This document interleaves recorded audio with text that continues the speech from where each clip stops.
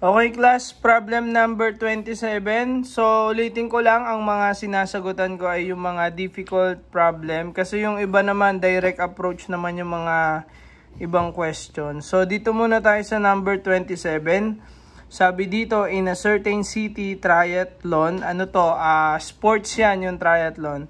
The sponsor have encouraged more women to participate in the event. A sample is chosen randomly, and among 70 runners, 32 are women.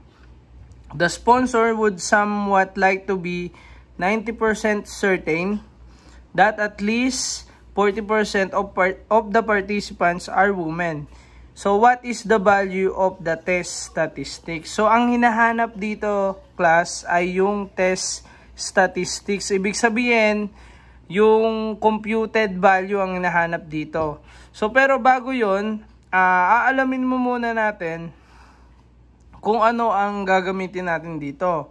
Kung t-test o c-test. Pero since kung mapapansin nyo, yung number of sample ay 70. Kaya ang gagamitin natin dito ay c-test. Okay? Formula ng c-test ang gagamitin natin dito sa problem na to. Pero ito ay proportion class na problem. So, okay, so ito yung magiging solution yan. Yung ating null hypothesis ay 0.04 kasi sabi dito at least 40% of participants are women. Ibig sabihin ang claim dito ay yung at least 40%, ibig sabihin ang claim dito ay yung alternative hypothesis. So pag sinabing at least, pinakamababa is 0.4. So yan yung pinakamababang value. So therefore, ang claim nila is yung p-value ay mas mataas pa sa tawag dito sa given value. Okay?